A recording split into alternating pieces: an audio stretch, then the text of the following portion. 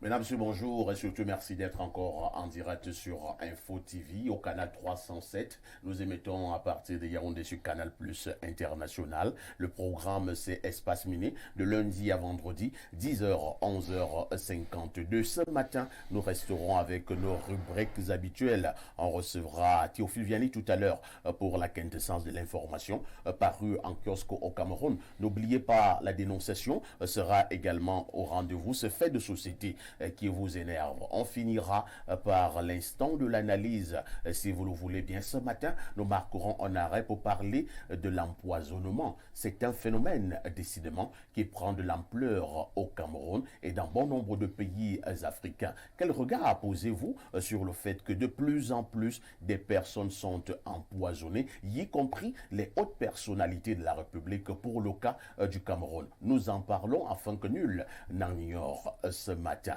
Si vous êtes en direct sur Info TV pour ce début de semaine, sentez-vous privilégié. Et nous accueillons ces invités qui répondent déjà présents. Docteur Georges Etoua Oyono, bonjour. Bonjour, parfait.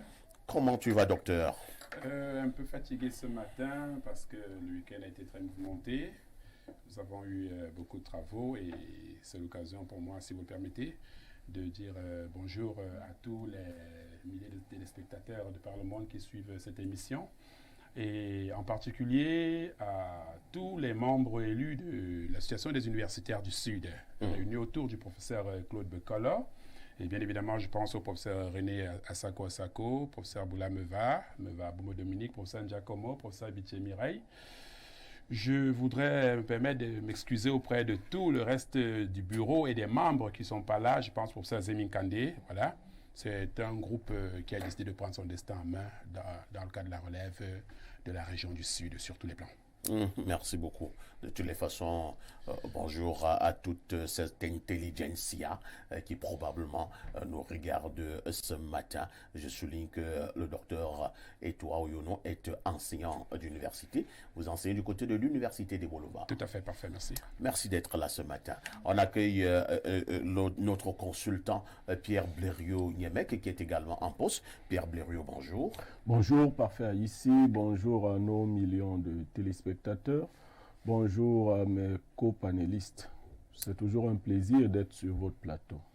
À côté de Pierre Blériot-Niemek, nous accueillons également un autre panéliste qui est venu nous dire bonjour ce matin. C'est Eric Achille-Encore. Bonjour Eric.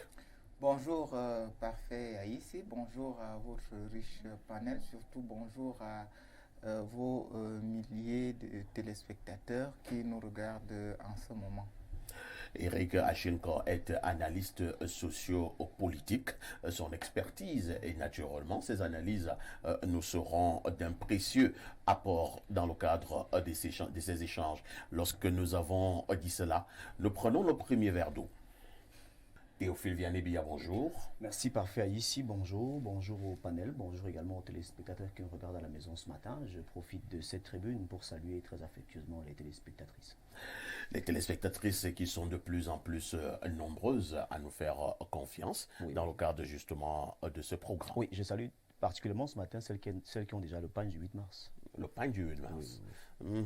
Pratiquement une semaine. Hein?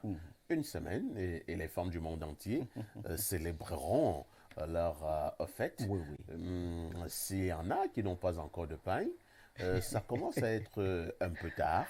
Les prix vont certainement grimper. On m'a d'ailleurs dit c'est déjà le cas. Que pour cette année, ce soir, le pain, c'est 10 000 francs. Ça dépend de la localité. Du côté du Grand Nord, le pain coûte sensiblement 13 000 francs. 13 000 francs. Oui. Les échos nous parviennent. Donc, il faut dire que c'est devenu compliqué à une semaine. Juste pour un pain. Oui. Ça fait 13 000 balles. Lorsque vous ajoutez la couture, si votre modèle est compliqué, la couture, ça avoisine les 10 000. Donc, vous pouvez aller à 20 000. Juste pour être habillé en pain du 8 mars ce jour-là. De toutes les façons, bien des choses à celles qui ont déjà le pain. Et vous ajoutez encore la coiffure. Et s'il y en aura qui n'auront pas de pain, qu'elles se disent que parfois Dieu vous oublie un peu. Et que l'année dernière n'est pas férié. L'année prochaine. L'année prochaine, oui. Je voulais dire. L'année prochaine n'est pas férié.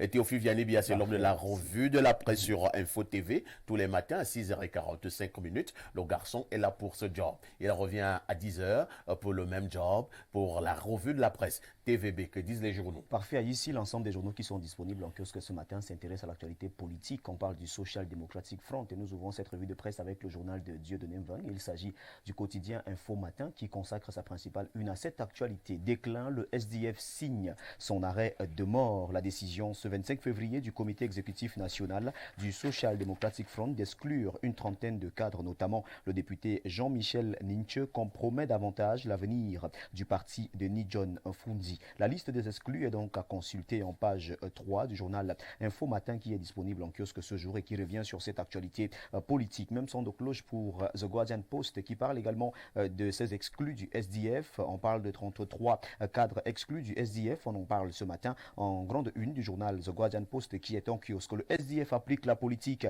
de l'exclusion. C'est la une du journal Le Témoin de Francis Bonga. 34 membres du Social Democratic Front ont été radiés ce samedi lors du comité exécutif national. Parmi eux, le très redoutable député Jean-Michel Ninche. Les raisons et enjeux de ces radiations sont à lire en page 3 du journal Le Témoin. Émergence consacre sa grande une au SDF. SDF, Frunzi, chasse Ninche et Si. On en parle ce matin en page 5 du journal Émergence. Le journal Le Jour d'Aman Manana n'a pas loupé cette actualité et nous la présente en grande une. SDF, le NEC exclut les dissidents de Frunzi.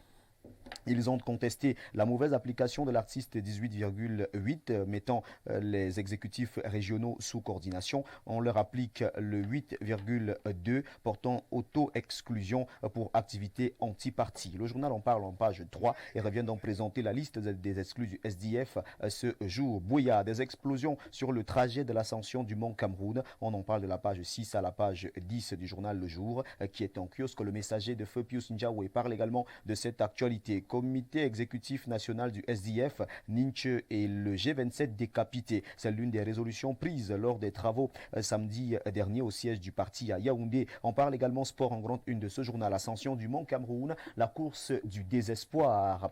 3 explosions faisant une dizaine de blessés entre-temps après le coup d'envoi de cet événement sportif et culturel qui a accueilli cette année plus de 600 athlètes venus de 13 pays. Mutation parle également Boya. Grosse frayeur en course, c'est-à-dire en page 4 du journal Mutation qui n'a pas loupé l'actualité concernant la crise au sein du SDF. Vague d'exclusion au Social Democratic Front, à lire en page 7 du journal Mutation. Affaire Martinez-Zogo, on en parle en grande une de ce journal. Complément d'attente, les suspects envoyés 2 fois au CED en 3 semaines de détention. Qu'est-ce qui bloque? Le journal s'interroge. Quel est le champ de possible? On en parle également en page 5 du journal Mutation qui est en kiosque. La nouvelle de Jacques Blaise Mvier parle de cet assassinat de Martinez-Zogo quand les taux se resserrent autour des suspects. 1 milliard de francs CFA pour corrompre le commissaire du gouvernement du tribunal militaire. Le journal s'interroge. De la page 5 à la page 6, on revient donc sur cet assassinat avec les taux qui se resserrent autour des suspects. Laissons ce journal et retrouvons le Zénith qui parle également de l'assassinat de Martinez-Zogo en pied une. Le régime de Yaoundé sous des feux roulants. Le journal en parle en page 4. Scandale au palais de l'unité. 732 millions de francs CFA volatilisés sur la table du MINFI. Cette actualité est présentée en page 3 du journal Le Zénith. Il s'agit d'un marché qui aurait été attribué au prestataire PAC International pour le remplacement des ascenseurs à la présidence de la République en piteux état par de 9 prestations qui auraient été payées mais jamais réalisées jusqu'à présent. Où serait passée cette importante somme d'argent? Mystère et boule de gomme. En page 3, le journal revient donc sur ce scandale au palais de l'unité. Affaire Martinez-Zogo, on en parle avec le journal satirique Le Popoli. Dans ce Bafia, autour d'un mort, c'est la une de ce journal qui est disponible en kiosque. La Voix du Centre parle également de cet assassinat avec la sortie du porte-parole du gouvernement. Assassinat de Martinez-Zogo.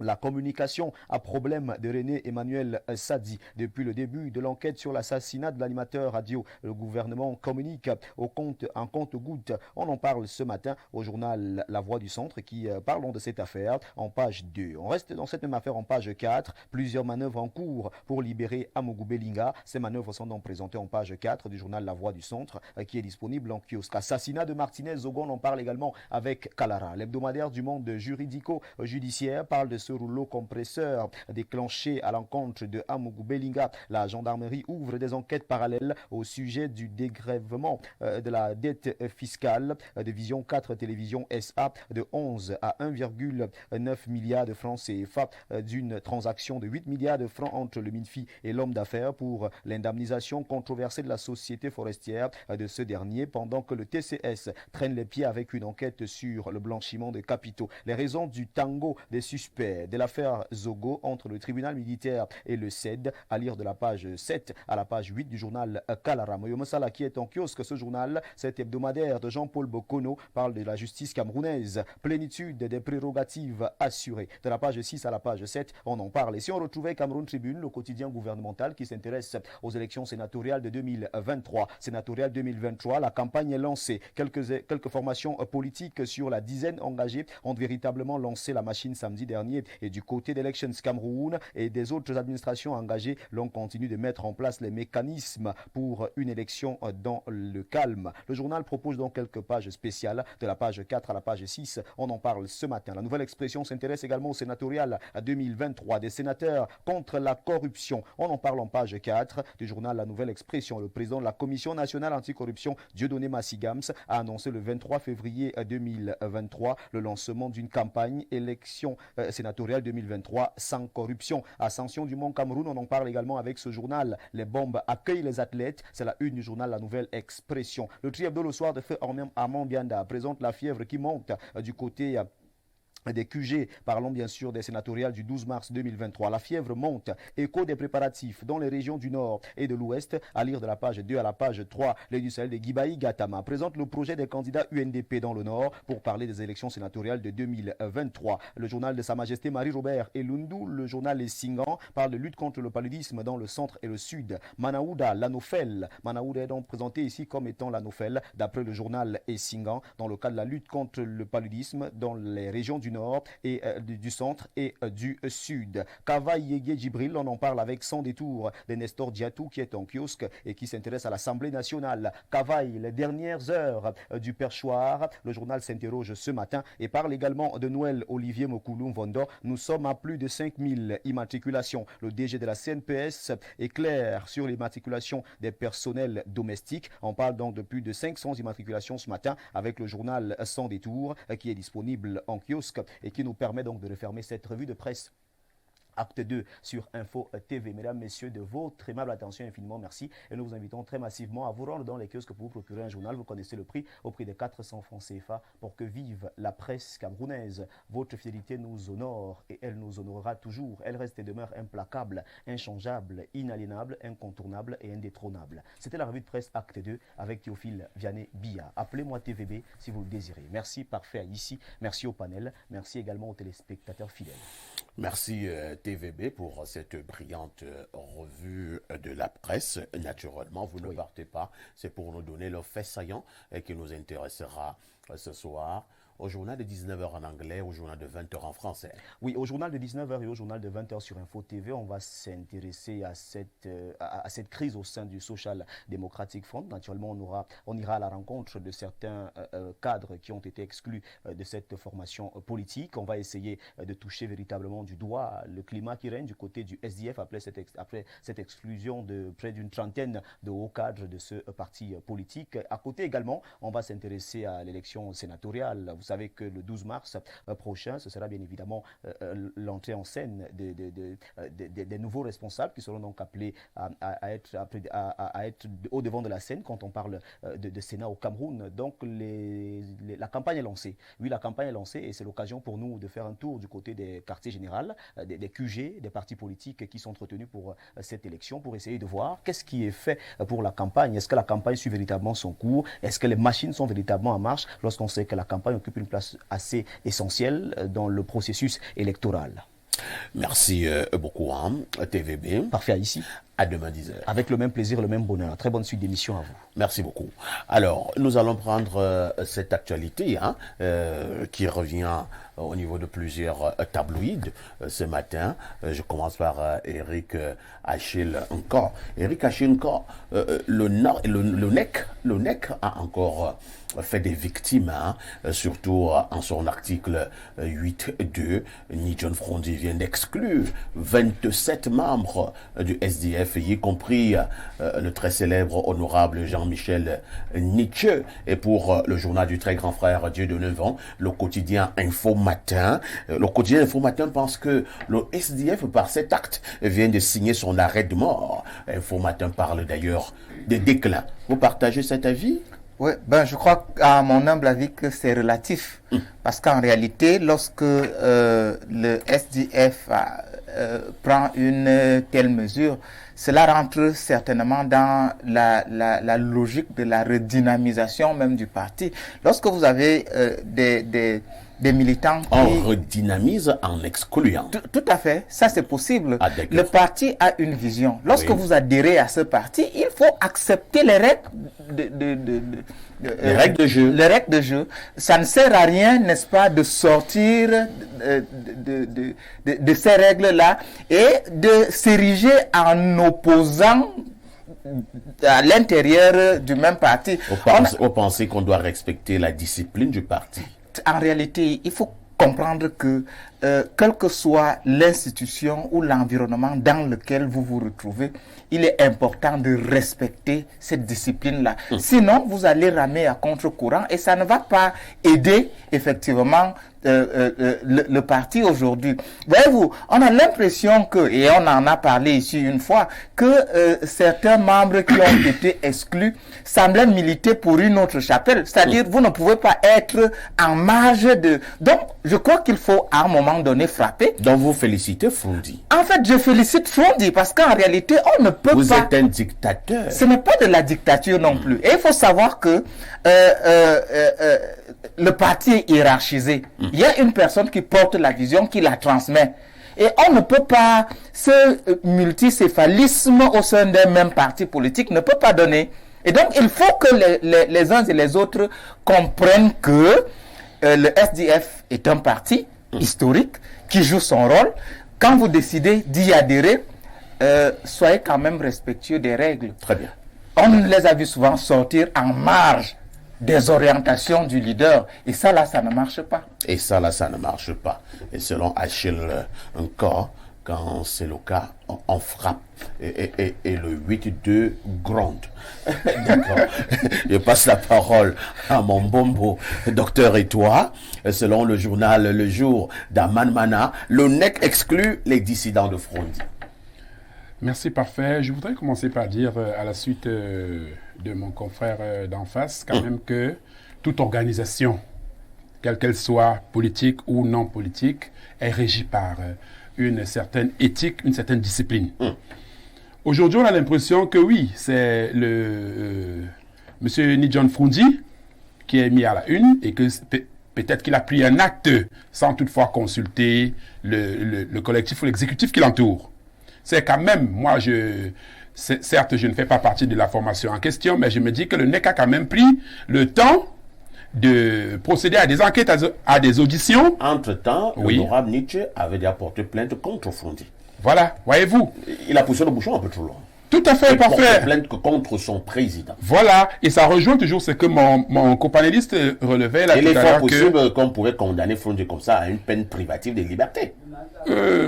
Ça dépend de ceux qui vont condamner. Si c'est le NEC qui condamne il a porté plainte au niveau des tribunaux normaux, au tribunal civil. Bon, je me dis quand même que la procédure est en cours. On attend maintenant voir un peu comment les réactions, aussi bien du collectif du NEC que M. Ni-John Frondi, vont être présentées. Mais je me dis, les Camerounais, quelle que soit la chapelle où ils se trouvent, comme l'a souvent si bien dit le chef de l'État au cours d'une de ses adresses, la discipline, et rien que la discipline pour la réussite de toute entreprise ou de toute organisation. Ce qui est sûr, les actions posées par ces membres exclus aujourd'hui ont une racine relative à la discipline, à l'indiscipline.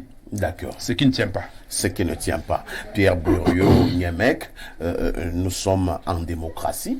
Certains disent souvent que l'une des règles ou l'un des principes de la démocratie, c'est l'alternance. Alors, lorsque vous êtes quand même aussi un président d'un parti politique depuis Mathusalem, Paul Okafrondi depuis 1991, est-ce que ça ne crée pas comme problème au sein de cette formation politique qui a vu également d'autres cadres émerger au sein du même parti politique qui, à un moment donné, sans doute, aspirent également à vous remplacer? À la naissance du SDF, c'était davantage un parti de masse. C'était pas un... Et non de classe. Oui, c'était pas un parti élitiste. Il n'y avait pas la grande... Non, c'était le VRAC. Voilà, c'était le VRAC. Et c'est le VRAC qui fait gagner les élections démocratiques. Sauf que quand le très grand frère Dieudonné Mveng dit que le SDF a signé son arrêt de mort, Oui. je voudrais dire au journal Info Info Matin. Matin que le SDF est mort depuis. Ce n'est pas... Bon, c'est alors son inhumation. Bon, il faut dire que c'est non, le SDF comme parti politique, parfait, ici vous et moi, nous étions là pendant ces élections. Tout à fait. Quand le SDF faisait des scores, Tout à fait. aujourd'hui, on a réduit le SDF à sa plus simple expression.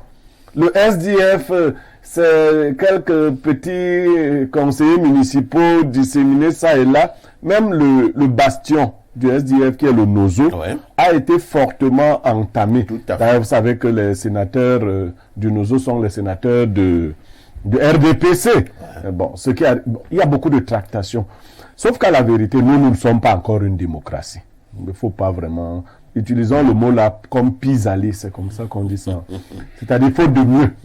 Nous marchons dans les ténèbres, nous nous battons, et ceux qui croient voir une lueur de lumière veulent éclairer les autres. Au Cameroun, je parle du Cameroun, les partis politiques et les nouvelles églises sont le fait de leurs fondateurs, leurs pères fondateurs.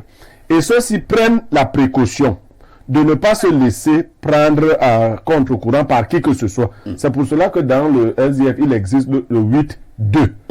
Dès que tu déranges, On te chasse. on te chasse. C'est simple. Comme ça, ça résout les problèmes. Et ça résout effectivement le problème de la plainte de Nietzsche contre Fundi. Nietzsche se prévalait de la qualité de cadre du parti. Tout à fait. Maintenant, il n'est plus membre du parti. Il perd donc sa qualité. Bon, il va chercher une autre qualité pour porter plainte. Fundi, C'est bien malin. oui, Fundi, non, il est malin. On ne fait pas plus de 30 ans en politique au Cameroun si on n'est pas malin.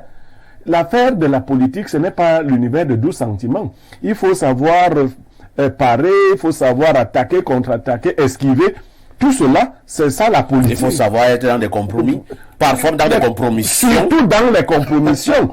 Si vous ne le faites pas, vous ne perdurez pas. Je vous ai souvent dit parfois ici, l'Église, je veux dire la religion et la politique sont des instruments dangereux. Ceux qui les manipulent sont très souvent des gens sans sentiments. Donc Fundi n'est pas là pour les sentiments. Voilà les sénatoriales qui arrivent. Il doit être sénateur, il a 80 ans. Bon, son ami est chef d'État. Il va lui dire qu'il faut que je... Et Nietzsche s'agite depuis là, il parle, il fait même des rencontres avec le président du MRC et tout ça. Ils sont nombreux, Wafo et tout. Donc Fundi dit que ces gens-ci, soit ils partent rejoindre leur parti politique naturel, parce que nos partis sont communautaristes. Je vous ai dit ça depuis hier. Il faut qu'on arrête de se mentir ou de se... La politique de l'autruche, là, il faut arrêter ça. On a réduit la politique à la communauté, malheureusement. Alors, le SDF va se réduire à quelques personnes du NOZO, quelques. Parce que le NOZO est aussi fortement divisé. Puisque le SDF n'a pas pris position clairement dans la crise anglophone. Il a aussi joué au double jeu. Le MRC va accueillir Nietzsche, Wafo et autres. C'est comme ça que ça va se passer. Maintenant, mourir ou pas mourir, chacun fait ses calculs. Vous voyez bien qu'il y a des similitudes entre ces différents chefs de parti. Est-ce que le chef du premier parti, RDPC, né en 85, à Bamenda. Ouais. Lui, il a déjà cédé sa place à quelqu'un. Pourquoi vous voulez que c'est Frundi, qui est né seulement en 91? C'est quand même son aîné, Biya est l'aîné de Frundi. L'exemple vient d'en haut. Il ne faut jamais avoir honte d'imiter le bon exemple. Si celui-là est donc bon, tant mieux. Alors, Jean-Claude Fouda, bonjour. Bonjour, Perfecto. Comment tu vas? Bonjour aux co-panélistes, je vais bien, je suis debout en tout cas ce matin.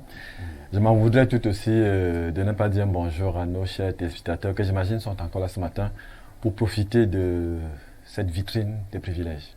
Jean-Claude Fouda est un enfant de la maison. Il est journaliste à Info TV. Jean-Claude, je vous accueille justement avec cette information. Depuis avant-hier, lors de cette réunion du NEC, Frundi a décidé d'exclure l'honorable Nietzsche, qui devenait de plus en plus gênant au sein de son parti politique, y compris 26 autres. Ils avaient créé ce qu'ils appellent le groupe de 27. Ouais. Donc, Frundi a tout simplement ouvert la porte et il les a obligés de sortir. Peut-être qu'ils sont sortis brutalement. Entre-temps, Ouafo n'est pas allé du dos de la cuillère. Hein. Il pense que Frundi, c'est un minable personnage. Mais écoutez, parfait, ici, 27 cadres, 27 hauts cadres, c'est assez énorme quand même.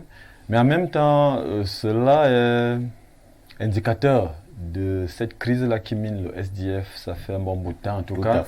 On a plutôt l'impression que le lion est devenu le chat. Et donc, ce n'est pas que l'apanage du SDF. En tout cas, les crises dans les différents partis politiques au Cameroun, qui, comme disait Blérieux, sont pratiquement des partis communautaristes, c'est de plus en plus présent. En fait, l'OSFIC fait une démonstration de ce que l'opposition est restée pratiquement de non dans les faits et non pas les faits. Et j'avoue là quand même que cela sonne le déclin du SDF, un peu à l'image du MRC qui jusque-là a aussi à un moment donné, on n'a pas compris exactement pourquoi est-ce que le président du MRC qui a amené des gens derrière lui à la dernière minute quand les uns les autres commencent aussi quand même à voir l'horizon, à se faire des rêves, ils décident de faire volte-face. Et donc, quand les autres commencent aussi à vouloir goûter au nectar. Et donc, c'est pratiquement la même chose qui se passe. Voilà, qui se passe au. Et on a trouvé que quand tu étais égoïste. Bon, ça aussi, il faut. On devrait quand même le dire. Maître Ndoké est devenu fort. Parce que si lui, il a trouvé son compte, pourquoi est-ce qu'il ne devrait pas permettre que les autres puissent. Si tu causes avec N'Djamène de ce sujet, il est prêt à découdre. Et donc. N'Djamène rêvait d'être même maire. Au moins maire. Et je pense qu'ils étaient bien partis pour effectivement chacun trouver son compte dans cette bataille-là. Et donc le SDF aujourd'hui, en réalité, devrait, il faudrait quand même que le SDF puisse survivre à John Frundi. Parce que tel que c'est parti, il y a de fortes chances quand même que le SDF s'enlise avec John Frundi. Qui jusque-là, en réalité, on est surpris encore de... je vais dire des ambitions que lui cultive encore. Le temps est passé, il me semble qu'il est peut-être temps qu'il puisse passer la main. Mais sauf que jusque-là, ceux qui étaient présentés, ou du moins, bien sûr. Au Cameroun, non, il faut bien qu'il le fasse. C'est eux qui ont prouvé la tenance au pouvoir. Moi, on va faire un exercice. Hein. Ces partis qui sont nés presque aux mêmes années, au Frundi est encore en poste, il n'a jamais passé la main. Bello Boba Maïgari est encore en poste, il n'a jamais passé la main. La famille Joya, c'est la mort. Non, c'est la même, c'est sa femme.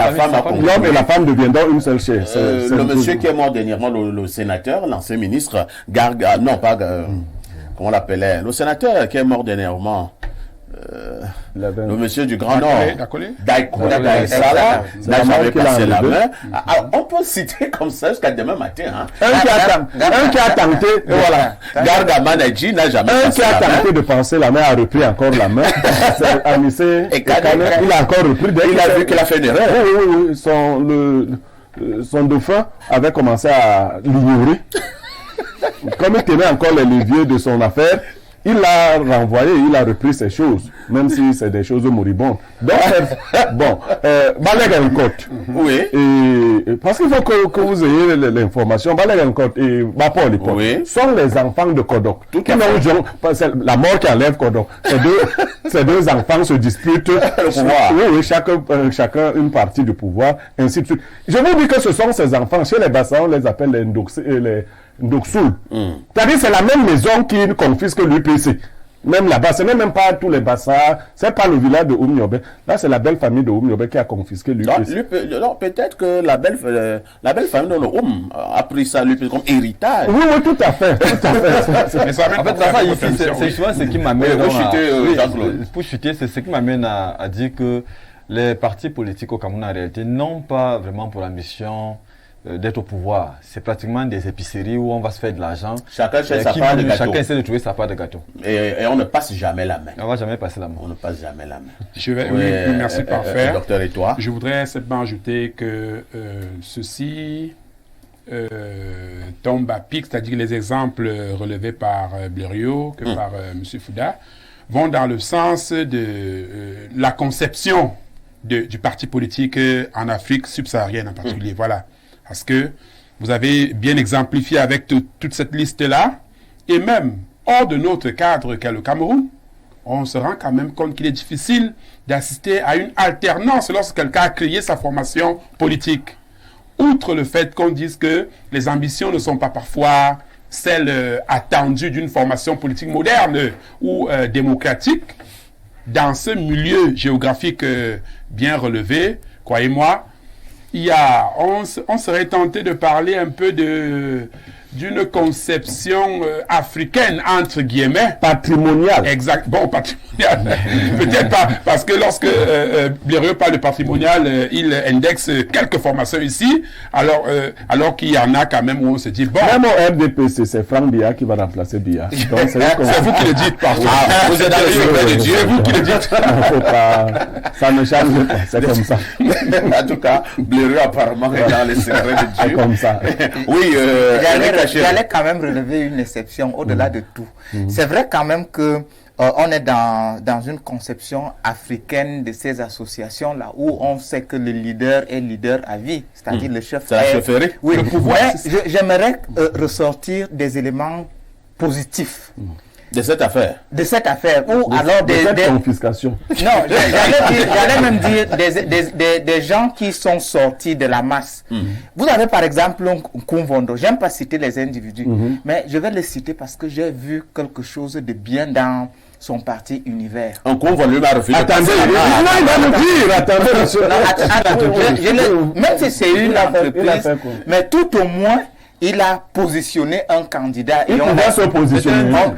Non, c'est vous. Non, Nkumvondo. permettez-moi. Non, mais attends, il a donné un mauvais exemple. Non, je vais dire, Est-ce que ça l'a fait tout au moins, on l'a vu faire semblant de passer la main. Et ça, c'est salutaire parce que, voyez-vous, il y en a qui confisquent, qui ne voudraient même pas que les autres aient la moindre visibilité. Donc, pour vous, Nkumvondo est un bel exemple. Parfait, ici, je combats cet exemple. Parce que quand nous situons les gens qui ne passent pas la main, Oui. est-ce qu'il ne faut pas dire que Froundi a laissé Joshua être candidat à la présidentielle? Oui. Parce que Froundi ne pouvait plus. Nkumvondo ne pouvait pas. Non, il ne pouvait pas. Non, il ne pouvait pas. La preuve, depuis que celui à qui vous dites qu'il a passé la main a quitté le parti, vous avez encore entendu le nom de ce parti où? Mais ça existe, non? Non, faut arrêter. Non, faut arrêter. Nkumvondo ne pouvait pas. Cabral est allé là-bas avec son personnel politique. Il ne lui a pas passé la main. Il lui a cédé un fauteuil et ils ont fait leurs accords entre eux là-bas. Et ils ont cassé. Et quand ça n'a pas marché, ils ont cassé. Non, Cabral a voulu prendre le parti. On lui a dit, mais petit frère, quand tu es entré dans cette affaire, c'était pas pourquoi tu viens prendre le parti. Parfait, et c'est quand vous amenez une mastodonte. C'est pour cela qu'il faut prévoir le 8-2. On n'a pas le 8-2 à l'unitaire. Dès qu'on voit quelqu'un comme ça, le 8-2 le frappe. Vous restez avec le parti et les membres. Merci beaucoup. Hein. C'est ce qu'il fallait dire globalement ce matin concernant donc l'actualité et entrer au Social Democratic Front du chairman Ni John Frondi. Je prends d'autres verres d'eau. La dénonciation restera ce fait de société qui vous énerve. Mais nous nous mettons sur la table de débat tous les matins sur Espace Miné. Question d'apporter quelques solutions. La dénonciation de ce matin nous est livrée par Pierre Blériot-Niemek. Alors, la dénonciation que nous avons ce matin est relative à ces beaux-frères et belles-sœurs qui entretiennent des relations avec leurs beaux-frères et belles-sœurs dans le dos, ou sur le dos des frères. C'est-à-dire que parfait, ici, vous avez votre frère, vous avez votre sœur qui entretient, je ne parle pas de relations intimes, qui entretient des relations avec votre femme dans le but de faire des plans contre vous. Voilà. Attends, je veux bien comprendre. Votre frère Oui. est en rapport avec votre femme, Oui. votre frère ou votre soeur, dans le but de faire des plans avec votre épouse contre vous, parfait Haïti. Donc, mon frère est en relation avec mon épouse. Tout à On fait. fait des plans contre moi. Vous, parfait Haïti. On se demande quelle est la nature de ce genre de frère ou de sœur. Très souvent, il Et arrive... même de femmes. De femmes. Vous savez que les femmes, elles cherchent le positionnement. Ce genre de beau-frère ou belle-sœur, c'est toujours... Elle s'approche toujours de votre femme pour lui dire que non, moi je vais te défendre. Moi je défends tes intérêts. Tu es la meilleure belle-sœur. Tu es la seule que nous aimons ici. Mais dans le but de retirer des bénéfices d'une nature ou d'une autre. Merci beaucoup. Hein. Je passe d'abord la parole, docteur, et toi. Ses frères et ses sœurs qui s'est tissé une amitié bizarre pour faire des coups, alors que le monsieur ne savait pas que c'est comme ça qu'il devait faire. Votre commentaire. Je vais quand même dire, parfait, que la société, c'est vrai. J'ai ce souvenir un peu d'un enseignant de sciences politiques qui disait que l'organisation est un lieu terroriste. L'organisation est un lieu terroriste. C'est-à-dire que dans ces milieux-là, ou dans ces milieux, que ce soit le cadre professionnel, que ce soit le cadre familial, que ce soit le cadre convivial, en ami et autres, il y a toujours des intentions parfois inavouées, des intentions dont on ne saurait imaginer.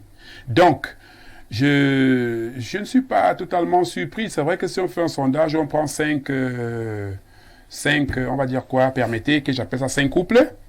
On va se retrouver peut-être avec 2 au moins qui vont afficher le type de comportement décrié là. Pour dire que la société est faite de tout ça et il faut simplement rester prudent dans tout ce qu'on fait et se dire toujours que il faut pas embrasser totalement. On ne sait jamais par où le malheur ou la trahison pourrait venir. Merci. Hein. Moi, ça me fait un peu bizarre, hein, Eric Achille encore, que votre femme puisse elle-même entrer dans ce jeu. C'est simple, c'est une mauvaise femme. Elle est même dangereuse. C'est une très mauvaise femme. Et vous savez, nous sommes dans un environnement essentiellement conflictogène. Et maintenant, pour prévoir ces vous conflits... avez des mots durs, hein? Environnement essentiellement conflictogène. Et toi, a dit tout à l'heure que quelqu'un dit que l'organisation est essentiellement terroriste. Voyez-vous, quand vous avez votre femme, il y a des règles, votre épouse, il y a des règles que vous devez préalablement établir. La première règle, c'est quoi? C'est que personne n'entre chez vous comme il le veut. C'est-à-dire, il faut mettre des limites à tout. Tout à fait. Maintenant, vous avez votre épouse.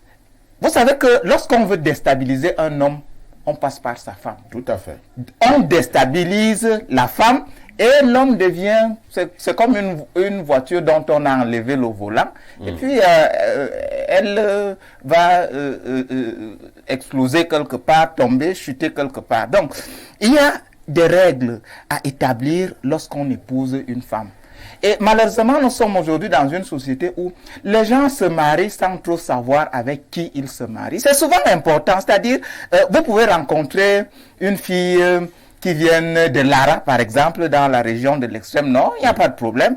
Mais essayez au moins de mener une étude. Interrogez les gens qui la connaissent pour savoir... pour avoir son pedigree, son père, ses parents, il se comporte comment. Maintenant, il y a une éducation à lui inculquer.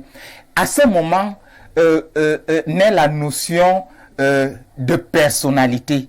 Parce que il y a des femmes qui n'ont pas de personnalité, tout comme il y a des hommes qui n'en ont pas. Hein. Tout à fait. Mais maintenant, comment est-ce qu'on fait?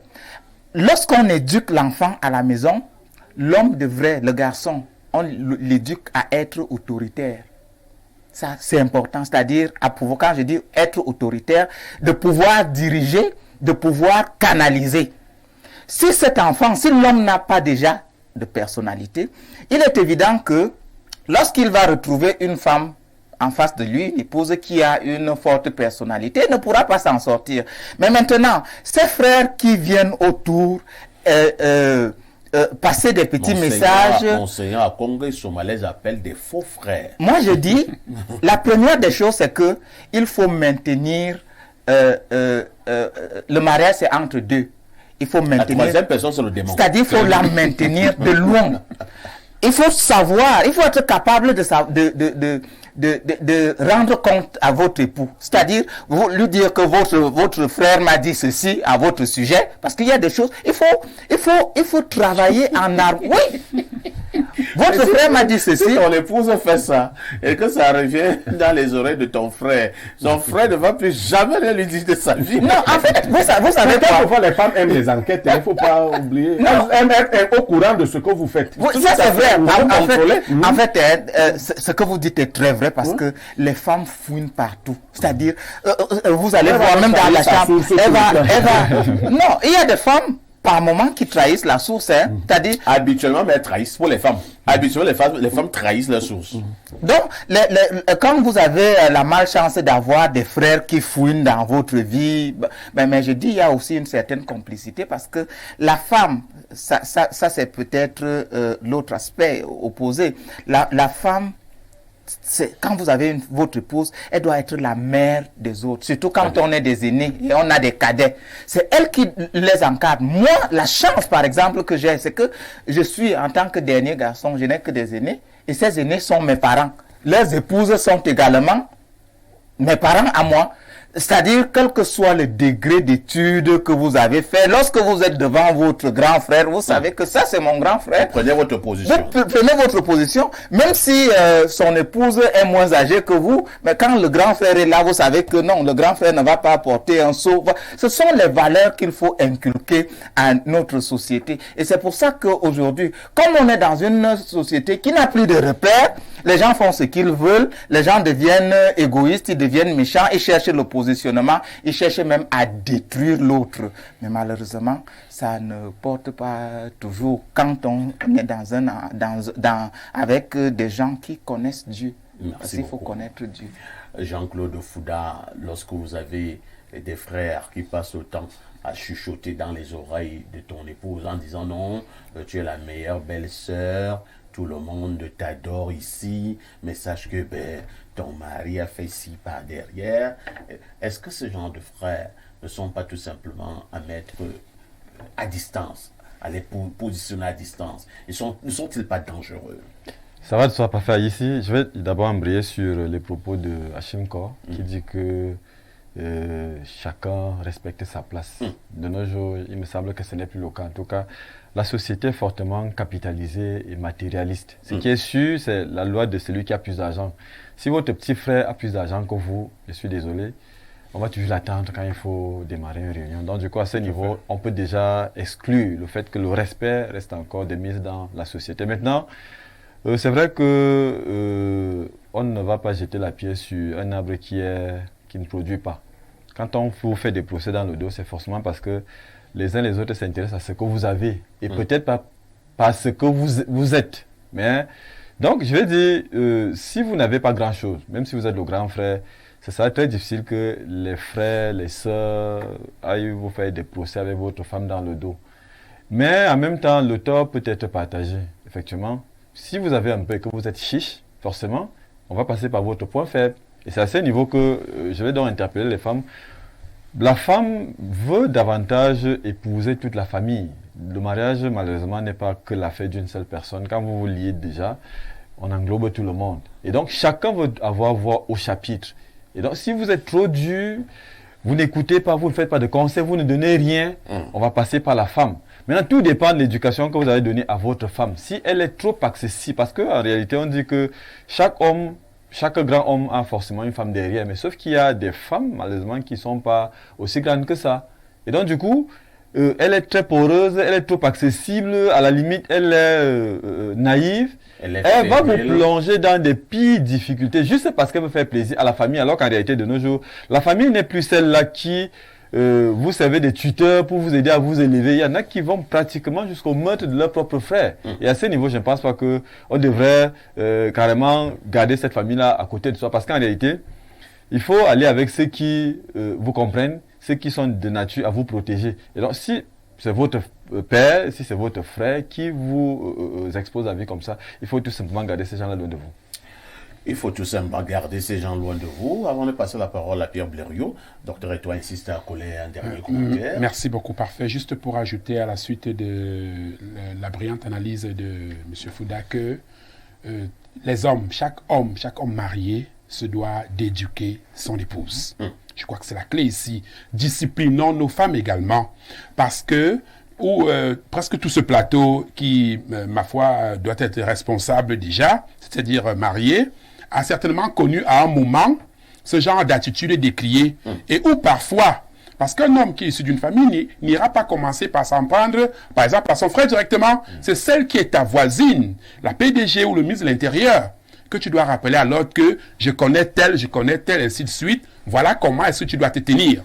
Même si on va dire quoi après, assume en tant que je connais mon époux, il n'aime pas ci, il n'aime pas ça. Et parle comme on dit. Donc, disciplinons nos épouses, mettons des barrières. On ne demande pas d'empêcher l'épouse d'aller rencontrer les beaux-parents au tel. Mais même quand elle y va, elle doit savoir comment se tenir. Très bien. Pierre Blériot, docteur Edouard, pense que nous devons discipliner nos épouses. Mais en même temps également, nous devons attirer l'attention de nos sorciers de frères. Moi, j'ai racheté une bonne partie de l'analyse de M. Fouda. Sauf que je crois qu'il a exagéré lorsqu'il dit si vous êtes dur, si vous ne donnez rien. La cupidité fait que, M. Fouda, quel que soit ce que vous donnez, les gens cupides Ils vont parler. Sont avides. Tout à Alors, ils sont avides. Vous allez même vous donner vous-même en sacrifice que ça ne suffirait pas. Tout à fait. Je pense également qu'il faut discipliner le caractère trop fuineur de certaines femmes. Ouais. En fait, c'est sur ça que surfent les frères et les sœurs qui veulent entrer dans votre intimité. Nous avons conçu la famille africaine comme étant une famille élargie. Nous pensons que notre famille, c'est nos frères, nos sœurs, nos mamans. À la vérité, vous avez les frères et les sœurs quand vous êtes encore petit. Il faut bien... L'affaire l'a fini quand vous grandissez. Ah bon? Oui. Vous n'êtes pas trop dur là. Ici, chacun a son expérience. Quand la fraternité, c'est l'affaire des enfants. Quand vous avez 3 ans, 4 ans, vous jouez là-bas, vous êtes frères. Vous avez les poupées. Dès que vous devenez grand, les intérêts antagonistes commencent à s'affronter. Vous commencez à discuter les terrains au village, alors que le père est encore vivant. Vous commencez à discuter le leadership. Il y a tel qui veut montrer qu'il est tel ou tel. Et celui qui a reçu, entre guillemets, la bénédiction, ou qui l'a acheté, ou qui l'a forcé, parce que tous ceux qui sont bien, entre guillemets, dans la vie, ce n'est pas toujours la main de Dieu, suscite d'une manière ou d'une autre la jalousie et les envies des autres. Ouais. À partir de là, lorsque vous êtes l'épouse de quelqu'un qui a une situation privilégiée en famille, vous devez faire attention. Vous devez savoir, et ça, M. Cole a dit, qu'on va tenter de vous contrôler, donc de contrôler votre mari en passant par vous. Là, j'interpelle la qualité de femme que nous épousons souvent. Ouais. Il n'est pas interdit d'épouser la femme qui te faisait les beignets au quartier, parce que bon, oui, c'est pas ça qui est mauvais. Mais le background, une épouse doit loyauté à qui? À son beau-frère ou à son mari? À son mari. Son mari. Mais quand vous commencez à manifester votre loyauté vis-à-vis de quelqu'un d'autre, c'est comme les gens de la DGRE qui auraient manifesté de la loyauté vis-à-vis de quelqu'un d'autre plutôt qu'au chef de l'État. Parfois, ici, ça devient dangereux. Parce que nous, on s'arrête encore à des relations beau-frère, belle-sœur, ainsi de suite. Quelques-uns des frères vont même plus loin. Oui. Suivez mon en voulant soulever même la jupe de ton il soulève même, il renverse la nuque de la belle-sœur au sol. Il met la nuque de la belle-sœur au sol, n'est-ce pas? Il lui montre où Dieu dort. Dès qu'on est déjà à ce point, la mort de Niemek est programmée. Parce que si votre frère met derrière la nuque de votre femme au sol, vous comprenez qu'on est allé trop loin. Donc les femmes sont fragiles. Dans ces petites accointances où elles croient savoir ce qu'elles recherchent comme information, elles peuvent être prises au dépourvu. Et maintenant, relativement aux frères, parfois ici, ma philosophie de vie, c'est que tous les traîtres, je les mets loin de moi. Les traîtres sont comme des cafards. Il faut moi- les écraser. Bon, moi, je ne les écrase pas parce qu'il y a quelqu'un qui est chargé d'écraser C'est Dieu. les méchants. À lui la vengeance, à lui la rétribution. Mais ce que je peux humainement faire, Tu les mets loin de toi. voilà, parce qu'il ne faut pas attendre que Dieu fasse tout le travail. Dieu a beaucoup de travail à faire. Ceux qui ne sont pas loyaux vis-à-vis de vous, il faut vivre loin d'eux. Il faut les mettre à l'écart. Et moi, je vais jusqu'à vérifier, est-ce que ma femme continue d'appeler un tel? C'est-à-dire que... Tu vas vérifier ça comment? Moi, je vous ai déjà dit ici que le téléphone, je dis, donne-moi le téléphone. Je crois que je vous l'avais dit. Je vous ai dit que... Attention, Blériot. Non, je vous ai dit que... Tu fais aux accidents. Pas fouiller. Fouiller, c'est quand tu le fais en cachette. Tu dis, apporte le téléphone ici. Elle te remet le téléphone et tu vois si elle correspond avec Niemek. Ok, j'avais dit qu'il fallait arrêter de correspondre avec Niemek. Je vois que toi, je crois que tu vas aller habiter Chez lui. Oh là là. Oui, parce que cette trahison-là, je vous assure, vous dites, quand une femme maîtrise son mari, entre guillemets, elle dit que moi je connais Niemek, même quand il parle beaucoup, là, il ne fait rien. Vous êtes en train de mourir, hein? Vous êtes en train de mourir. Non, lorsque vous constatez qu'elle commence à manquer de loyauté, il faut frapper le poing dur sur la table. Parce que ce sont ces frères-là qui vous assassinent, qui vous tuent à petit feu. Et c'est à ce niveau, justement, qu'on parlait de personnalité de l'homme. Il faut avoir une forte personnalité capable d'orienter. Oui. Vous dites à votre femme, si tu entretiens des relations ambiguës avec ses frères que tu connais, ses faux frères, quand mon frère t'écrit, il faut me montrer. Et je vois l'évolution de son écriture. Et moi, toi et moi, nous allons savoir vers où C'est ça. il veut aller. C'est ça? Oui, parce que lui, il a ses plans. Merci beaucoup. Hein. Nous allons lire les nombreux messages jusque-là enregistrés. Bonjour à vous sur le plateau. Le mariage est une affaire de principe. À la base, quand un homme vit ce genre de situation, il est le seul responsable. Pour moi-même, mon frère ne doit pas trop se familiariser avec ma femme. C'est Landry Denyala de Colbon qui envoie le message. Je pense qu'il n'est pas très loin de la position de Blériot. Hein. On a dit que son frère ne doit pas se familiariser beaucoup avec sa femme. Donc, il faut avoir des limites. Autre message, bonjour à vous, Blériot a raison, ce d'autant plus que les deux premiers frères au monde, Caïn avait tué Abel. Autre message ce jour, qu'est-ce qu'on nous dit ici?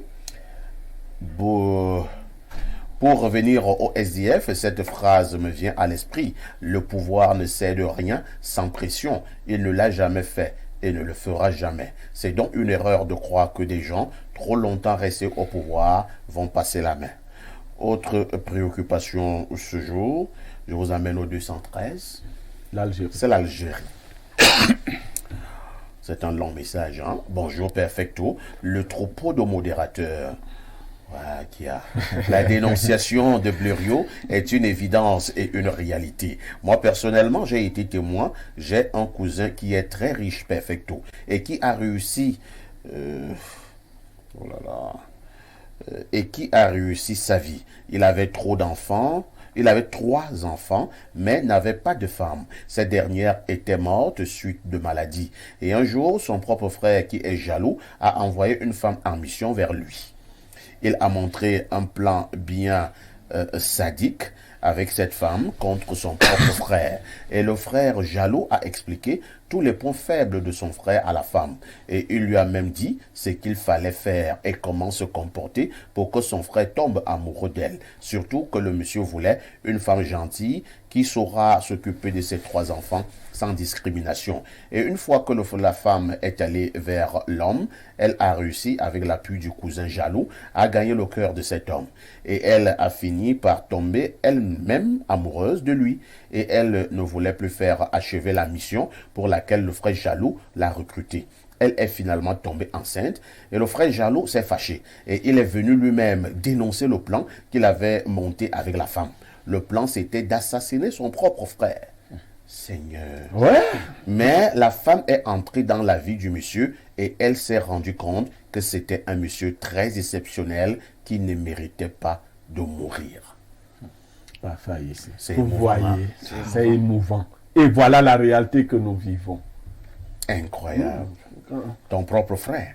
Ah, Autre message. Bonjour parfait, ainsi qu'à ton impressionnant panel. Par rapport à la dénonciation du jour, mon ex-femme a fait fort. Elle s'est donné le luxe d'aller voir mon cousin pour qu'il lui fasse la liste de la dot de ma fille. Ceci à mon insu. Ma fille est allée avec sa mère faire l'acte de mariage et jusqu'à l'église. non, Conséquence, elle est chez ce voyou bandit. Parlant de discipline, comme veut le dire l'un de vos invités, il y a des femmes qu'on ne discipline pas. J'ai fini de me séparer de cette dernière, Samuel à Yaoundé. Merci beaucoup. Autre message, parfait à ici, si ton frère Joss du mal de toi, chez Tago, Easy Bro, il faut nous qu'il peut même te killam. Le genre de Wella, faut seulement neutraliser et vite même. Chez moi, ma go ne doit même pas trop être collé avec mes refrains, vu que après les ragots là, il peut aussi nias. Joss aussi à mon cher voisin Blériot qu'il est chaud comme un gars soit qui s'en va faire l'entretien d'embauche. Je vais même lui choco m'arrêter David depuis Vorada. Il n'y a pas de problème. Autre message aujourd'hui. Bonjour les démineurs. Niemek, tu es très vrai et c'est ce que j'apprécie chez toi. Moi également, je vérifie par moment le téléphone de ma personne. Je lui dis souvent, oh madame, apporte-moi ton téléphone. C'est Daryl de Mondon. Attends, une fois de plus, l'autorité, la personnalité. La personnalité. Et si elle te répond, le téléphone est individuel. Parfait. Oui. Moi, quand je cherchais femme, j'ai un parent qui me disait, la mère, elle me disait, à chaque fois, il faut tester ton autorité sur la femme que tu cherches. Si tu te rends compte que tu ne peux pas dominer, c'est que c'est pas ta femme. Ce n'est pas ta femme. Autre message, bonjour voisin, Blériot, tu as fait ma journée. Je suis enceinte, toujours nerveuse, mais mon mari met toujours Info TV pour m'arracher le sourire. Que Dieu vous bénisse. Ouais, j'espère qu'elle ne cause pas trop avec les refrains de Soda. Monsieur, ils peuvent finir par Nias. Bonjour, perfecto. Je m'appelle Oscar Michel Omba. Bonjour à Blériot. Mais à propos du téléphone, que faire si la femme est une personnalité publique, emploi financier ou des services secrets? Merci de lire mon message. Non, il y a le téléphone de service, il y a le téléphone privé. Non, vous n'avez pas accédé à son téléphone de service. Non. Autre message, bonjour à tous. Le fait de dire que nous ne devons pas être proches de nos beaux, comment faire si nous sommes amis depuis des années et que c'est derrière moi que mon frère l'a eu? Très bien. Quelqu'un nous a dit ici hier sur le plateau, si vous étiez l'ami de Chantal Biya, il faut réduire votre amitié. Autre message ce matin. Bonjour parfait ici à mon panéliste préféré, Monsieur Niemek. J'aime quand ce monsieur parle, mon Dieu, c'est un régal. Oh, combien j'aimerais avoir un grand frère comme lui. C'est Pauline de Yaoundé. Monsieur déjà son grand frère. Pauline, tu peux te rapprocher de lui pour mieux avoir cette fraternité. J'espère qu'elle restera fraternelle. Autre message ce matin. Ici. Bonjour les monstres de la communication. Le grand Niemek me tue seulement. Autre message ce jour. Bonjour Perfecto et à tout ton panel. Concernant la dénonciation, je trouve que c'est malsain pour une femme de s'associer aux membres de sa belle famille pour nuire son mari. Il est bien vrai que c'est le mari qui doit éduquer sa femme pour que ce genre de choses n'interviennent pas dans votre couple. Moi personnellement, je ne cause pas n'importe comment avec les membres de ma belle famille pour éviter certaines polémiques, car pour moi, la loyauté que j'ai pour mon mari est sacrée. C'est Pancras de Guidère. S'il te plaît, Perfecto, dis à Paul depuis Ouaga que je suis dangereusement occupé avec des enfants à l'appui. Et qui? Oui, mais vous avez oublié, Paul est entré en contact. Je vous ai dit dernièrement que Pancras était marié et qu'elle venait d'accoucher. Voilà. Toi, tu as beaucoup d'éléments sur Pancras. Oui, Pancras s'intéresse beaucoup à Info TV, nous nous intéressons à elle. Et puis Guidère, c'est une ville que je connais. Non, Pancras est dangereusement marié. Et Pancras décourage Paul. Je pense que c'est Paul de Ouaga. Oui, c'est notre frère Paul de Ouaga. Paul de Ouagadougou. Autre message ce jour. Je prends celui-ci. Bonjour, Monsieur Garga avait dit que quelqu'un crée sa chose, vous voulez arracher. Que chacun crée pour lui. Perfecto. Il y a un parti qui veut avaler malignement un autre de par une appartenance ethnique. Le grand maître du SDF a vu ça de loin. Je ne peux que lui dire bravo. Et aux autres, la porte est ouverte ailleurs. Ils sont d'ailleurs attendus de ce côté-là. C'est Franck de Bokito. Alors, je vais prendre 2 ou 3 derniers. On prend celui-ci. Bonjour les légendes. Mon frère Papa Niemek, ma femme t'apprécie tellement que je me pose souvent des questions. Surtout, aimer ta franchise, disant que tu es un homme sage. C'est Ruben de Douala. Non, je ne vais pas avec les femmes des gens. Donc, il peut être rassuré. D'accord. De toutes les façons, on te regarde. Bonjour, le grand parfait. Passez également mon bonjour à Jean-Claude Fouda, qui a un nom semblable à celui de mon feu père, Jean-Claude Oye Fouda, du côté de Ngomdiap. Parfait, nous réclamons... Merci beaucoup.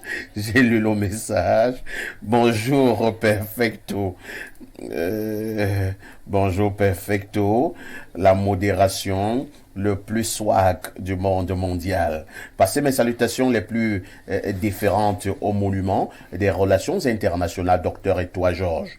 L'analyse de votre sociopolitiste laisse à désirer. Vous évitez d'évaluer la légitimité d'un tel acte d'exclusion de Frondi pour donner du crédit à la légalité de l'acte du chairman. Non, cette décision était prévisible depuis l'exhibition de ces 2 tendances au sein du SDF. En réalité, le SDF a perdu sa saveur originelle. Disons-le, les amoureux de ce parti au rang desquels Wafo, l'honorable Mustapha Wana, ne digèrent pas ce revirement de la part des leaders. Si l'on est vraiment animé par une volonté de rupture avec le régime en place, on ne peut accorder de la valeur à cet acte d'exclusion. Frondi va détruire ce parti. Dites à ces exclus que le PENI, parti d'engagement national pour une intégration sociale, leur tend la main.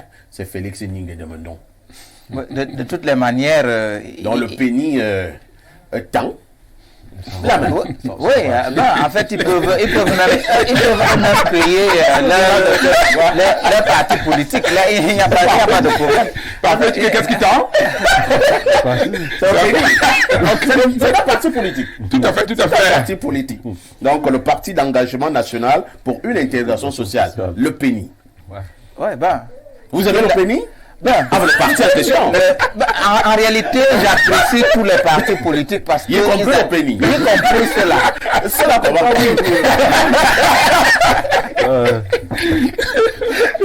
Je prends notre verre d'eau. Bon retour sur le plateau d'Espace Miné tous les jours. De lundi à vendredi, 10h, 11h52. C'est vrai qu'il y a une petite grippe qui nous dérange depuis quelques jours, mais comme des soldats, nous n'abandonnons pas devant un champ de bataille. Ce matin, nous vous le disions donc en ouverture, on parle de l'empoisonnement. Cet empoisonnement de plus en plus qui est un phénomène dans bon nombre de pays africains et surtout le cas du Cameroun. Nous avons depuis un certain temps des situations qui voudraient que une sœur, un frère viennent par exemple de l'Europe, ils se font empoisonner au Cameroun. D'autres même qui résident au Cameroun se font empoisonner par leurs amis et les exemples sont légion. Nous avons même connu tout récemment le décès d'un membre du gouvernement, le ministre Dodondoke, et selon certaines indiscrétions, bon nombre font comprendre que le ministre en question aurait été empoisonné. Et là, je vous passe tout d'abord la parole, Eric Achille encore. Quel regard posez-vous sur ce que moi j'appelle de plus en plus le phénomène d'empoisonnement? Le phénomène d'empoisonnement, à mon humble avis, résulte du changement de fonctionnement de la société. Parce qu'au départ, nous vivions dans une société où l'individu, l'enfant appartient à toute la communauté. Ça veut dire que lorsque vous êtes en détresse, c'est la communauté qui en souffre. Lorsque vous réussissez, votre fierté, votre réussite, c'est la fierté de toute la société. Tout à fait. Et à cette époque-là, lorsque vous alliez à l'école, par exemple, c'est X qui vous donnait ci, Y vous donnait ça. Banane, la canne, la Tout à fait. rachide. Et maintenant, même pendant les fêtes de fin d'année, on voyait comment ça se passait. Bonne année, bonne année. Bon. Donc, l'enfant était vraiment l'enfant de la société. Il appartenait à toute la société. Du coup, on se retrouve dans un système social basé essentiellement sur le capitalisme, où l'homme se recroqueville, il dit c'est moi, c'est ma famille, ce n'est pas l'autre. Maintenant, quand vous réussissez dans la société, vous vous mettez à narguer les autres, à humilier les gens. Et du coup, on ne vous porte pas dans le cœur. Regardez même ceux qui viennent de l'Occident. En fait, c'est de la jalousie. Ceux qui viennent de l'Occident, on se dit, bon, vous êtes benguiste, vous êtes venu faire ci, vous venez nous montrer à quel point vous avez ci, à quel point vous avez ça. Donc, ce changement de paradigme fait en sorte que les gens se retrouvent en train de prendre les autres avec beaucoup de pincettes. Et surtout, si on ne leur rend pas, si on les humilie, vous allez voir, les gens vont arriver à ce degré. Mais pour pouvoir arriver à ce niveau également, il faut avoir abandonné Dieu. C'est-à-dire, c'est purement diabolique. Parce que les gens ne comprennent pas que votre réussite, c'est ma réussite. Vous êtes une fierté pour moi. Chacun a son destin. Il faut pouvoir le comprendre. Le ministre Joseph Lé a dit que ne chacun s'élève pas. a son tour, chacun a sa chance. Et pour qu'on s'élève, on n'a pas besoin De tuer tuer son frère. Justement, c'est pour ça que ceux qui vont jusqu'à ce niveau, ils ont tourné le dos à Dieu. Les gens sont dans des sectes, dans des choses bizarres. Dans des choses bizarres, où on leur dit par exemple que pour pouvoir faire ci, allez tester ça. C'est assez compliqué. Mais maintenant aussi, ceux qui tombent dans ça, parce que tout le monde peut, on ne sait jamais, hein, il faut savoir prendre soin de soi. Il faut savoir avec qui marcher, où mettre les pieds. Parce qu'on est dans un environnement où la notion de fraternité a disparu. L'amour qu'il y a entre les hommes a disparu. Les gens sont devenus, ils font du mbeu. Le mbeu. Le mbeu, c'est quoi? Pour mon ami de Ouagadougou. Oui, le mbeu, c'est pas de la sorcellerie, parce que la sorcellerie, c'est à vous, c'est-à-dire la prospérité. Disons donc que c'est la sorcellerie négative. C'est une sorcellerie négative. Donc les gens, je crois que c'est davantage le changement de paradigme, le changement de mode de vie qui cause ça, à mon humble avis. Alors, docteur, et toi, c'est un phénomène, nous l'avons dit, nous sommes presque d'accord. C'est difficile de voir maintenant, de passer 3 semaines, 1 mois, sans entendre que un frère a été empoisonné, une sœur a été empoisonnée. Vous, qui êtes même du côté de l'université, parce que on voit que docteur et toi, il est fort possible que bientôt tu sois chef de département, qu'il soit doyen. Alors, tes collègues avec qui vous enseignez à l'université commencent à te regarder bizarrement et cherchent à t'empoisonner. Merci, parfait. Il faut dire que la pratique ou le phénomène reste une réalité, même s'il est vrai que pour nos multiples téléspectateurs, il faudrait quand même qu'on leur fasse savoir que l'empoisonnement dont on parle ici n'est pas celui relatif, par exemple, à une indigestion. C'est-à-dire que tu es allé manger un repas ou alors tu as bu une boisson en voie de décomposition. Ce n'est pas dans ce sens-là. Ça, c'est pas une intoxication alimentaire. Voilà. Nous parlons ici de l'empoisonnement qui voudrait qu'on soit victime d'une pratique maléfique ou par jalousie. C'est-à-dire que quelqu'un a un plan. Tout à fait. Vous laissez votre verre pour aller, par exemple, vous mettre à l'aise. Au moment où vous mettez à l'aise, quelqu'un met un pourre dans son verre. Voilà, et quand tu lui dis, perfecto. Voilà.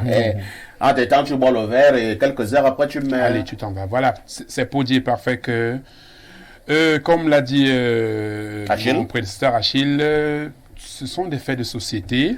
Même s'il est vrai que sur le plan politique, Je pense que les raisons sont à fouiller et dans une sorte de reconstruction de notre société, de notre milieu. Aujourd'hui, les gens savent par exemple que même si Achille travaille, Achille est un fin bosseur. Le poste qu'occupe Achille aujourd'hui, il l'a mérité. Mais imagine, je ne dis pas que c'est ce que fait Blériot, hein. Blériot à côté, qui lorgne et qui n'est pas, voilà, merci, j'exemplifie. Blériot qui est à côté se dit, mais attends, où Achille est là, il a des avantages, il ne fait qu'évoluer à première vue. C'est moi qui devrais avoir ce poste. Qu'est-ce que moi je fais ici? C'est même quoi? Pourquoi lui? Pourquoi toujours lui ou bien pourquoi lui ça? Alors que ce travail, je peux le faire aussi. Qu'est-ce que Blériot va faire? Entrer donc dans des couloirs où il sait qu'il peut en découdre avec Achille. Voilà comment donc, même le travail, la rémunération et autres dont jouit Blériot, il ne va plus regarder pour dire que moi aussi je veux atteindre ce poste-là, je dois être à la place là. Donc il y a ce problème où il faut sincèrement une vigilance et une application des mesures qui permettent aux travailleurs d'accéder à certains avantages et certains mérites. Parce que quoi? Certains se retrouvent, c'est par mérite qu'ils se retrouvent à ce poste, mais d'autres parfois qui, par une ascension, il n'a pas bossé comme il se doit, est déjà aux alentours. Voyez-vous, sans toutefois connaître que pour arriver où Achille est là, il faut travailler dur. Il faut bosser dur. Résultat, par ces canons inavoués parfois qui minent notre société aujourd'hui, on sait que si je passe par telle voie, on se dit, mais attends, pour revenir à Achille qui occupe ce poste, il n'est pas facile de le détrôner. Hein? La seule solution, c'est quoi? On passe par la voie criminelle. Très bien. On va empoisonner finalement. Merci beaucoup. Pierre Blériot, j'ai regardé une vidéo qui à un moment donné, je pense même qu'elle a été virale sur les réseaux sociaux. C'était deux copines qui sont allées prendre un verre au niveau de la piscine. Au moment où une va d'abord légèrement nager, elles avaient été servies au niveau de leur verre. Elle nage et sa copine qui est restée assise ouvre son sac, prend une poudre et verse dans le verre de sa copine. Un monsieur qui, lui, l'a d'abord vu deux belles filles venir. En fait, lui, il observe les deux belles filles parce que lui, il les aime, les filles sont belles, et voit dans quelle mesure il peut aller les draguer. C'est comme ça qu'il s'occupe donc des filles. Et il voit comment la copine est en train de mettre une poudre dans le verre de sa copine qui est en train de nager. Quand celle qui a fini de nager vient, elle monte, elle revient s'asseoir, elle met sa serviette, et elle veut prendre le verre, et sa copine est en train de rigoler avec elle. Elle veut prendre le verre pour boire, le monsieur surgit et attrape le verre. Et la copine, justement, demande au monsieur, mais qu'est-ce qui t'arrive? Laisse mon verre. Le monsieur dit, tu ne bois pas ce verre. La copine s'énerve que, laisse mon verre. C'est quoi, c'est la sorcellerie? Le monsieur dit, je vous dis que vous ne buvez pas de ce verre. L'autre copine qui est assise s'énerve également à son tour pour demander à ce monsieur qu'est-ce qu'il veut. Il veut même attirer l'attention. Le monsieur dit que toi-même tu vas boire ce verre. La copine dit je ne bois pas. L'autre copine demande qu'est-ce qui ne va même pas. Et c'est lui qui dit à cette copine qui vient de nager que quand tu étais en train de nager, ta copine a versé une poudre dans ton verre. Et voilà pourquoi j'exige qu'elle-même puisse d'abord boire. C'est là la copine et donc on dit, hey, cette affaire est sérieuse là. Pierre Blériot-Niémec, l'empoisonnement entre amis, entre frères. Alors, vous avez relaté cette histoire qui est devenue virale sur les réseaux sociaux et qui doit donc amener M. Nkor à rectifier son raisonnement quand il a dit si vous narguez vos amis. Non, c'est le contraire. C'est quand vous êtes trop, vous vous familiarisez trop aux gens. Vous êtes trop bon. Trop bon. C'est ça. Depuis les temps bibliques, vous avez cité la Bible. La jalousie de Caïn est née comment? C'est-à-dire que Caïn, c'est l'allégorie biblique. Caïn et Abel font des offrandes à l'Éternel. L'Éternel agrée l'offrande d'Abel, il n'agrée pas celle de Caïn. Le diable, Satan, entre dans le cœur de Caïn qui commence à jalouser Abel et qui finit par le tuer. Vous verrez certaines personnes qui ont réussi socialement rompre certaines amitiés. Ouais. lorsque vous vivez avec les gens, écoutez ce qu'ils disent être capables de faire à leurs ennemis. Vous saurez ce qu'ils pourraient également vous faire lorsqu'ils estimeront que vous n'êtes que leurs amis. Tout à fait. Moi, je dis souvent ici que mon quartier de naissance, c'est Vogada. Je suis né à Vogada, j'ai grandi à Vogada. Vous pouvez imaginer que c'est des classes moyennes. Mais pour la plupart, vous marchez avec des gens qui estiment que vous êtes les mêmes parce que vous êtes au quartier ensemble. Ils ne connaissent par exemple pas votre background, ce que vous avez fait comme étude, si vous avez un bien... Lorsque votre vie prend de la hauteur ou de l'ascendance, beaucoup d'entre eux commencent à développer la jalousie. Et cette jalousie, comme ils savent que, parce que je vais vous expliquer un phénomène simple. Allons-y. Un monsieur qui ne peut pas devenir ce que vous êtes. Sa femme lui dit à la maison, tu vois ce que Niemek est devenu, tu vois, tu marches avec Niemek. La jalousie le pousse à vouloir vous éliminer simplement pour qu'il n'ait plus un objet de comparaison. Et ça commence par des propos. Un jour, j'organise l'anniversaire de mon fils en Vogada, et des gens qui buvaient de ce vin, l'un d'entre eux dit, buvons seulement, mais nous savons que nous buvons quoi. Le sabotage. Ils boivent. J'ai construit un immeuble en Vogada qui jusqu'aujourd'hui est un immeuble commercial non occupé. Parce que quand vous arrivez, les voisins viennent vers vous, vous dites non, le type là est un sorcier. Ne louez pas. Partez ailleurs si vous connaissez l'immeuble. Je connais. Depuis 10 mois, aucun locataire. Aucun locataire dans tout l'immeuble. Depuis 10 mois. C'est les voisins. Quand je perds mon fils, ils disent que j'ai tué mon fils. Pour devenir plus riche. Donc la méchanceté humaine, la jalousie vient très souvent de l'incapacité. Et qu'est-ce qu'il faut faire de manière claire? Il ne faut pas jongler. Il faut mettre ces gens à distance de vous. Aussi simple que ça. Si vous voulez jouer, et ça arrive souvent aux bêtis, parce que vous êtes trop bon. C'est-à-dire, tu vois bien que les frères, s'ils ne t'aiment plus. Ouais. Mais toi, tu dis, ah, quand ils viennent avec le vin de palme, ah, On peut boire. on peut boire. Je sais qu'ils ne... Non. On ne joue pas avec la vie. Mais Blériot, je voudrais ajouter avec la permission Ouais. du parfait quand même que mettre ces gens de côté n'est pas évident, c'est pas évident. L'homme bêti, par exemple, à l'origine, est toujours sociable, accueillant. S'il se retrouve en famille, par exemple, où il va, il sait que ici, si ces gars sont habitués à verser, c'est-à-dire à consommer du matango et tout ce qui peut couler à côté, mon ami, peut-être tu te dis, les gars, qu'est-ce qu'ils font dans la vie? Que font-ils? Toi, tu sors de Yaoundé, tu sors des Bolova, supposons. Mais j'arrive, je trouve des gars qui ont un train de vie un peu différent de ce que moi, je vis de l'autre côté. De deux, le jour où tu ne leur donnes pas, c'est du bavardage. C'est du mépris, on t'insulte. Mais imagine donc en constatant déjà un peu cet aspect des choses. Tu te permets quand même de partager quoi avec eux? Leurs vins, leurs choses. Mais mon ami, qu'est-ce qu'ils vont faire? Parmi eux, tous ne seront pas méchants ou jaloux. Mais il y a au moins un. Parce qu'on ne sait pas quel train de vie développe aussi là-bas. Qui va se dire que mais celui-ci vient nous tromper ici. La conduite à tenir n'est pas de mettre de côté, comme tu dis, c'est d'être prudent. Moi, j'ai surveillance et je vais jeter par là. Ça commence justement en mettant...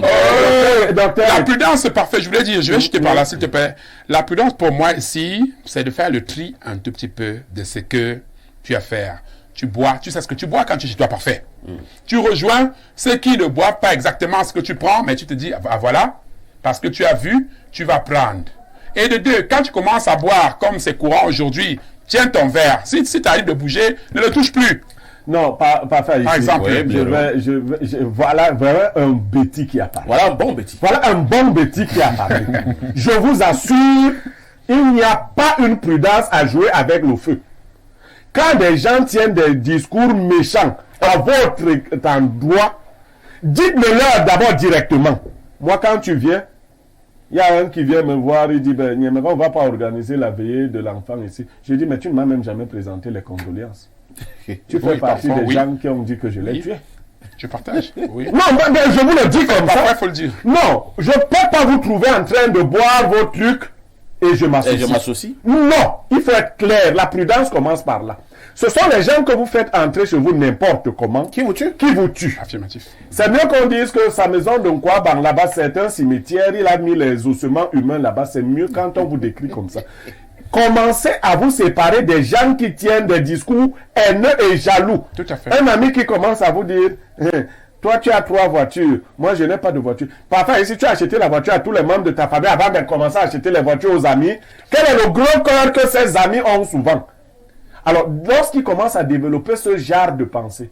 L'empoisonnement. J'ai marché avec un ami, et je lui rends hommage, qui m'a vu au sommet de l'argent et qui à aucun moment n'a formulé un raisonnement de jalousie.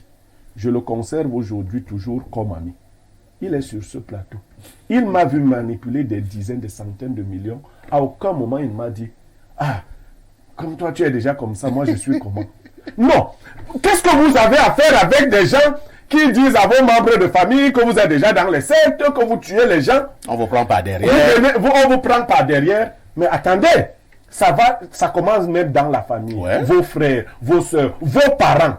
Un parent qui tient un discours tel que mon fils est déjà dans les sectes, sa richesse là n'est pas simple. Même si c'est votre mère, interdisez-lui l'entrée chez vous.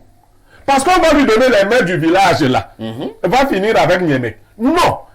Et on trouve que Niemek... non, si vous connaissiez ma vie privée, vous saurez que toutes les personnes qui tiennent des discours haineux et jaloux à mon endroit n'accèdent pas à mon domicile. Et si vous, madame, je trouve que vous leur avez ouvert le domicile...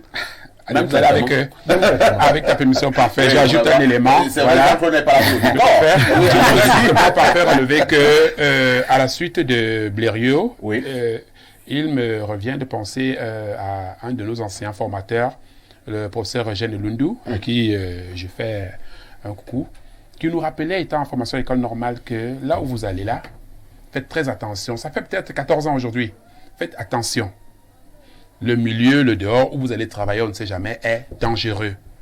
Ne montrez pas à qui que ce soit, ou bien n'habituez pas le voisinage ou les compagnons à savoir que, voilà, par exemple, telle boisson que vous adorez. Voilà tel menu que vous adorez.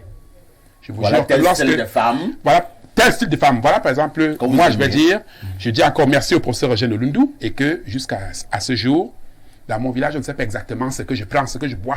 Buvez de l'eau. Parfois, quand on sait que vous aimez beaucoup la Guinness, sans publicité, vous dites donnez-moi la Kaji. Par exemple. Et même l'eau dont Blériot parlait, là, on va dire qu'attention, tu peux arriver, il n'y a pas de l'eau. On sait que parfois aime les filles rondes, quand une fille ronde vient dire non. Je préfère plus la mince. Voilà, exactement. Voilà la conduite à tenir. Là, tu l'es l'eau. Exactement, ils ne savent pas. Comment faire. Un être humain normalement constitué qui prend sur lui l'engagement de tuer son frère, de tuer son ami par empoisonnement. Quel cynisme. Bien, parfait. Ici, je voudrais commencer par prendre son contre-pied. Je pense qu'il vaut mieux que les gens pensent que vous êtes méchant, plutôt qu'on pense que vous êtes gentil. Au moins, si vous êtes méchant, vous constituez déjà une barrière naturelle. J'ai bien vu quelque chose. Peut-être que les gens vont m'en vouloir. Mais j'ai l'impression, je peux me tromper, que habituellement les gens que nous appelons gens méchants, ils vivent longtemps. Bien entendu. Oui, je vous arrache à vous dire. 2 secondes de parole.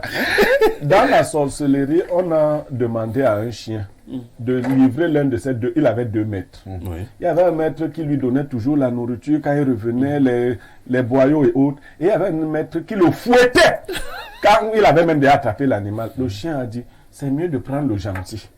Le chien à la sorcellerie a livré le gentil. Il dit que parce que le méchant là, si vous tentez même de le prendre, et il apprend que c'est moi, il va me tuer. Et donc, il vaut mieux effectivement qu'on vous considère comme un méchant. Et ça, c'est un frère qui me l'a dit. Et puis, nous parlons d'empoisonnement. Moi, j'en ai vécu personnellement parce que j'ai perdu un ami d'enfance qui s'en est allé, je pense, à 34 ans. Il a laissé une jeune femme avec 3 enfants. Et aujourd'hui, cette dame-là, elle a pratiquement loupé toute sa vie. Oh là là. Par la méchanceté de ses propres frères du village. C'était un gaïton qui très souvent allait au village donner à boire et à manger aux gens. Et puis bon, il y en a qui ont estimé qu'il en fait un peu trop. Il veut montrer et on l'a effectivement piégé un dimanche. Il est arrivé, on lui a servi un verre de matango. Et puis c'était un cousin du village. C'est comme ça. Dans sa simplicité de bon bêtis. Voilà. Non, je peux boire le matango avec mes frères. Alors que peut-être le matango, il n'en raffolait même pas. Il n'en raffolait pas. Mais comme il faut montrer qu'il est aussi sain. Voilà. Donc voilà, et puis un dernier cas, très récemment encore, c'est une ancienne voisine qui fait venir son blanc, entre guillemets, enfin c'est un blanc. Son blanc. Oui, son blanc. Oui. Il est arrivé, Le blanc est arrivé et puis c'est une dame qui échangeait beaucoup avec ma femme qui lui fait comprendre, bon, le blanc il est là et puis il faut m'aider à acheter poisson, 12 poissons frais et tout ça. Elle l'a fait, mais sauf que le monsieur il est arrivé, je pense, samedi. Et puis lundi matin, elle envoie le message à ma femme que, bon, écoute, le blanc on l'a empoisonné. Incroyable. Ça c'est tout récemment, je pense, même 2 semaines. Incroyable. Et puis le monsieur Le qui blanc vient d'autrui. pour rencontrer sa fiancée ici, finalement, il va rentrer dans le cercueil. ça. Oh là là. Et donc, Donc le blanc est mort. il est mort. Il est mort. Vous pensez que les Blancs ne meurent pas? Il est mort. Les Blancs meurent aussi. Donc ça, c'est un cas vraiment que Quelqu'un j'ai sort touché de du doigt. Dembeng, un blanc, Ouais. pour venir vous rendre visite ici, et maintenant il rentre dans le cercueil. Et donc, celui qui l'a fait ne peut qu'être cause à l'enfant, fait, du moins la à côté famille. Il est membre de cette de- dame-là. Et donc, je retiens de ce que les autres ont dit et dont je m'approprie, que le triptyque en réalité qui ressort de tout ce que les uns et les autres ont dit, c'est que il y a l'envie, la jalousie et puis la méchanceté. Finalement, c'est le triptyque là, en réalité qui, à un moment ou à un autre, transparaît de la propension qu'on voit de plus en plus actuellement là. Vous ne pouvez pas faire comme l'autre, vous estimez qu'il faut peut-être l'éliminer, au moins il n'y aura plus de comparaison. L'envie, c'est bien d'envier, mais il ne faut pas envier au point de vouloir se substituer à l'autre. Quand vous enviez, faites un effort. Faites de un effort. travailler. Parce qu'il y en a qui... Si vous voyez que votre ami a 2 voitures, vous n'en avez pas, essayez donc de travailler. Mais est-ce qu'il a arraché votre voiture? Qu'est-ce qu'il a arraché? Donc il y Est-ce en a que qui, vous aviez la voiture qu'il a prise? au lieu de se mettre dans l'optique de l'émulation, ils se mettent plutôt dans l'optique d'envie, qui est l'annulation. plutôt un vice en ce moment-là. Maintenant, la méchanceté, effectivement, il y en a qui ont tout fait de qualifier cela de sorcellerie.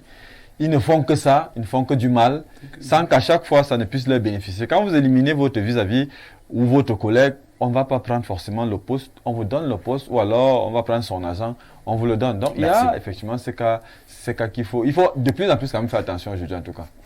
Nous allons lire d'autres messages ce matin. Bonjour les démineurs. Que Blériot nous dise où se situe l'immeuble. On viendra louer. C'est combien? Ah, bon, je vais passer votre Inbox, voilà. Blériot inbox. Voilà. C'est que Blériot dit.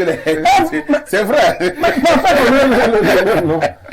C'est un immeuble commercial qui traîne là depuis 10 mois. Bonjour, parfait. Mon père me disait que on ne te tue pas pour sécher ta chair, pour manger, mais tout simplement ne plutôt voir l'arrange beaucoup donc prudence, comme le dit Blériot. Merci.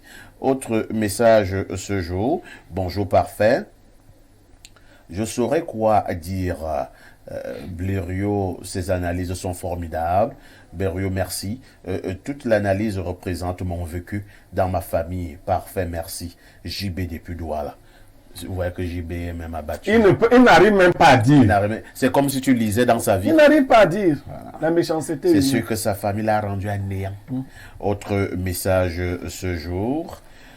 Depuis la nuit des temps, le cœur de l'homme est tourné vers la méchanceté.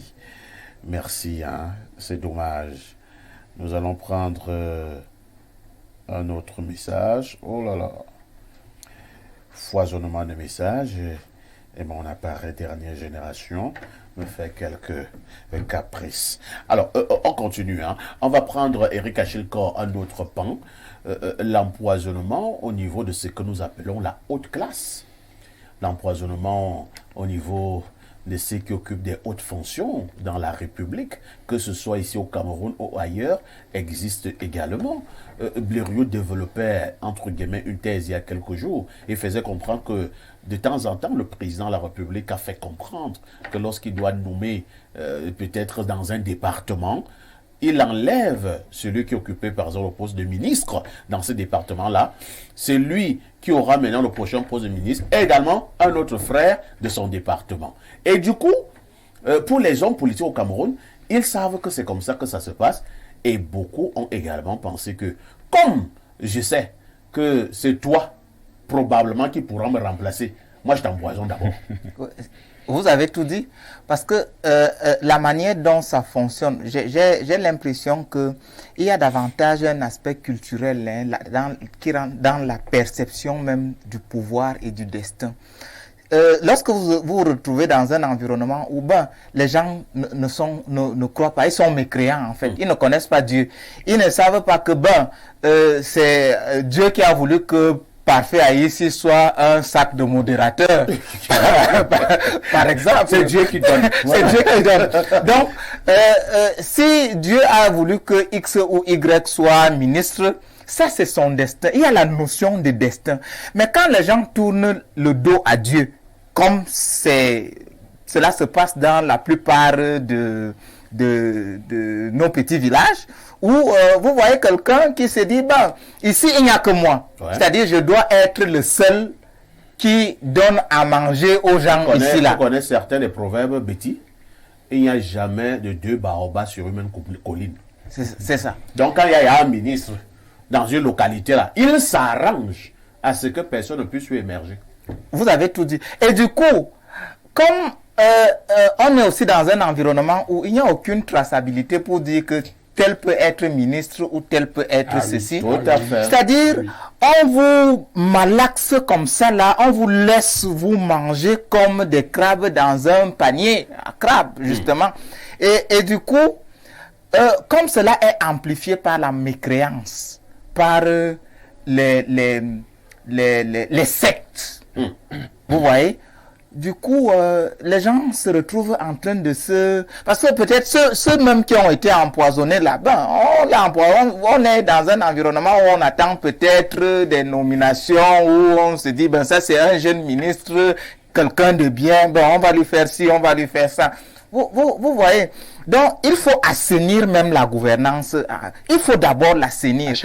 Tout à fait. C'est pourquoi moi j'ai proposé à Parfait tout à l'heure qu'il y a un besoin de refondation de l'appareil même, des critères même d'accès, de gestion de certains avantages. Parce que celui qui se permet, par exemple, de poser un tel acte, on imagine que c'était, par exemple, le lendemain de certaines négociations ou de signature de certains accords dans un domaine ô combien précieux qu'est celui des mines. Voyez-vous? Et à peine cela s'achève, on passe à ce qu'on appelle cocktail ou quoi. Voilà comment le coup est perpétré. Celui qui mène le coup, c'est pourquoi il faut regarder un peu les visées. Ce qu'il y a dans ce secteur-là. Parce qu'on imagine que c'est une entreprise qui va générer d'importants milliards. Alors que faire? Le gars qui est là, ce n'est pas sûr qu'il va coopérer avec nous. Ce n'est pas sûr qu'il nous permettra d'accéder à ces avantages. Notre pion. Exactement. On va en finir avec lui. C'est pourquoi on dit, comme vous l'avez si bien relevé, reconstruire un tout petit peu les critères d'accès, de gestion et bien évidemment de promotion à divers postes. Qu'on n'assiste plus à aux malversations où c'est par copinage ou bien par amitié ou protégé qu'on peut accéder à certains postes. Très bien. Ce n'est que ça.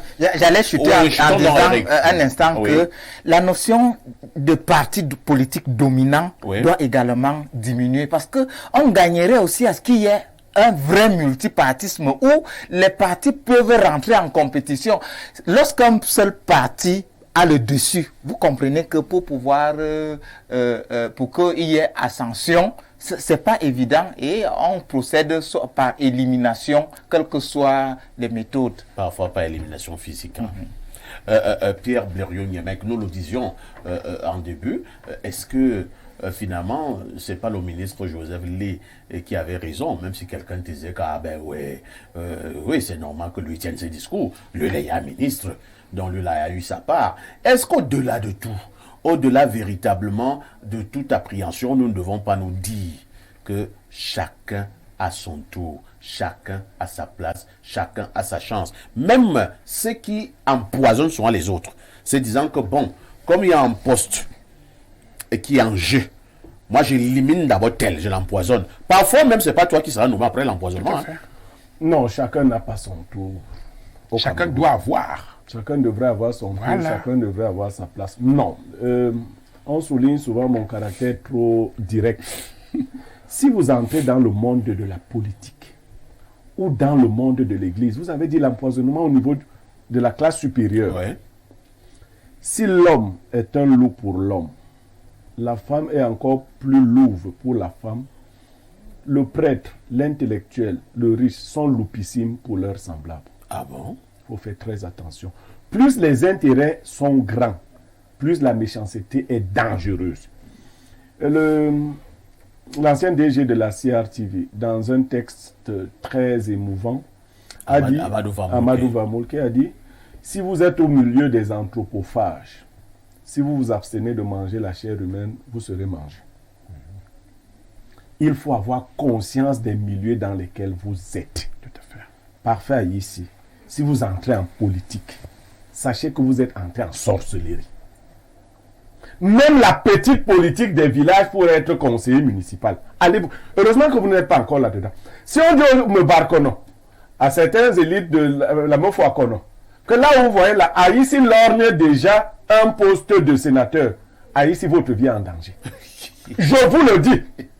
C'est pire que de parler à la télé. Voilà la réalité. Ils se mangent comme des poissons et ne survivent que les plus dangereux. Alors, le jeune ministre, pas jeune homme, mais jeune ministre, qui a été empoisonné, fait partie de la caste des naïfs. Il n'a eu qu'une moitié de mandat. Il fait partie de la caste des naïfs. Quand je regarde seulement les personnalités auxquelles il a rendu visite le soir de son empoisonnement, tu dis aïe. J'en connais, dont je ne vais pas citer les noms, et dont je connais les pratiques. Il se vautrait au milieu des loups. Lui, un simple agneau. Vous voyez, c'est des milieux extrêmement violents. Vraiment, des fois, il faut avoir l'esprit modeste dans l'évolution sociale. Là où je suis, là, vraiment, je suis DRHI à Info TV. Je me bats à faire ci ou ça. Si on m'appelle à être ministre maintenant, je sais que la guerre a commencé dans mon village, dans mon département. Voilà la réalité. Ces gens adorent le pouvoir et l'argent. Adorent à tel point qu'eux, ils n'hésitent pas. Ils ont même perdu l'idée qu'eux-mêmes mourront un jour. Longa perdait son temps en disant, toi qui me tues ne reste pas mourir. Ils disent que je te tue d'abord. Ah oui. Voilà. Bonjour Perfecto. Le phénomène de l'empoisonnement est devenu récurrent dans la société, alors nous avons le devoir d'être prudents dans tous les milieux que nous fréquentons. Je salue l'analyse du grand Niemek qui reste un modèle pour moi. C'est Arsène de Bitin qui envoie le message. Autre préoccupation ce jour, bonjour au panel, empoisonnement, c'est la pratique de ceux à l'âme déchue pour le système gouvernant. Il ne peut pas être refondé du fait de cette pratique, car le système ayant la structure pyramidale, l'avatar a besoin de relais impitoyables pour dormir en paix. Blaise Sida à Yaoundé. Autre message. Bonjour parfait, ces ministres tués étaient pressentis au poste... il donne un poste là, hein. C'est Jean-Pierre depuis Douala. Bref, il était pressenti à un poste meilleur. Il préfère ne pas donner le poste que vous avez donné. Autre message ce jour. Qu'est-ce qu'on nous fait comprendre là? Bonjour à tous. Une histoire vécue. Voilà deux amis en train de boire dans un snack de la place en mangeant du poulet à la braise. L'un des deux se lève. Voilà l'autre qui reste mettre une substance dans le verre d'eau de son ami. L'empoisonneur, en attendant, l'autre mange le poulet. Son ami revient et s'installe et mange le poulet également. Seulement, l'empoisonneur commence à s'étouffer. L'ami, naturellement, prend son verre d'eau pour aider son ami. Je vous laisse imaginer la suite. Karma is a bitch, le Bafia. C'est compliqué, hein? Bonjour à vous. Les êtres humains ont vendu leur valeur et leur âme au profit de l'argent et du pouvoir. Très d'accord avec le grand Blériot, Pascal depuis Douala. Bonjour à toi, mon oncle parfait Haïti, le continent de modérateur. La galaxie de modérateurs. Et à ton adorable panel, juste pour signaler que je vous trouve plus à l'aise et plus joyeux quand le grand penseur et philosophe Blériot Niemek est sur le plateau, car moi également je le suis. Agréable journée à vous, c'est l'ingénieur Amourou Jacques depuis Mendon. Agréable journée. Monsieur Demandon, je suis à l'aise avec tout le monde. Bonjour à vous, les détergents de la télévision.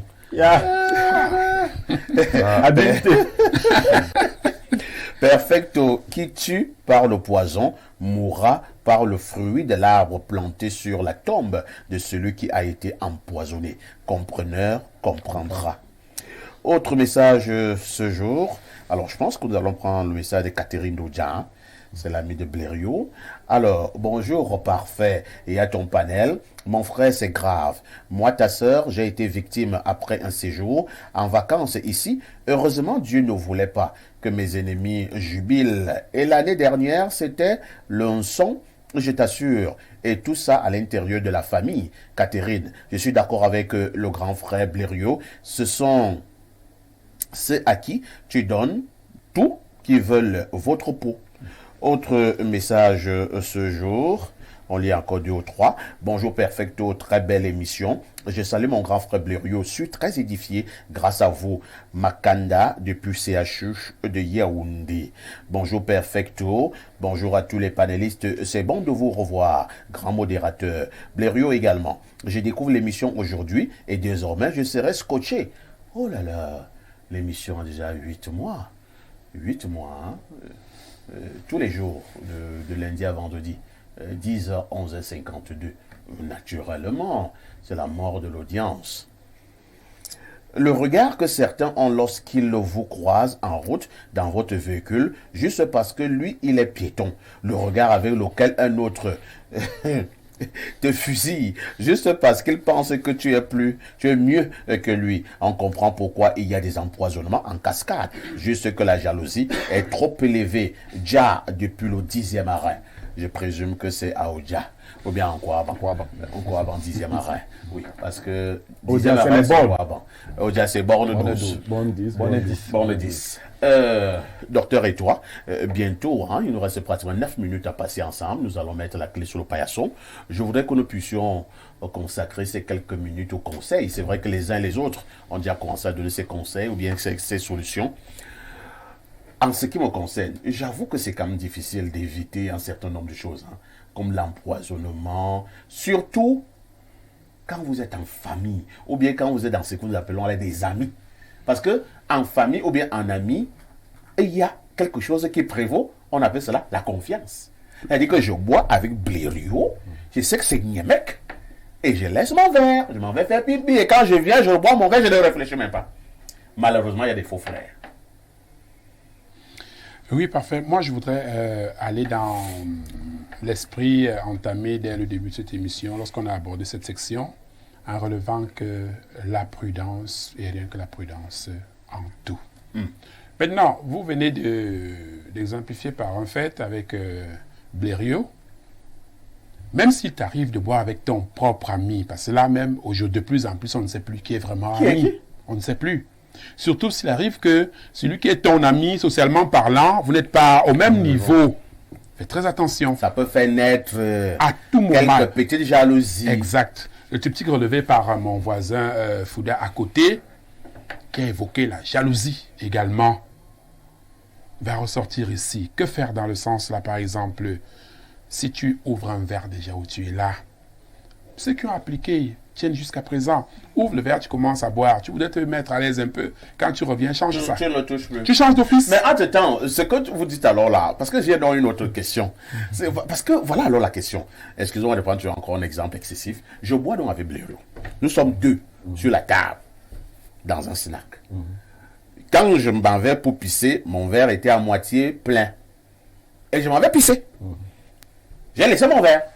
Et quand je reviens, je demande à la serveuse de m'apporter un autre verre. Je ne touche plus à celui que j'ai laissé. La réaction de l'ami qui est à côté de toi? Non, tu ne vas pas gérer cet aspect parfait. Tu ne gères pas.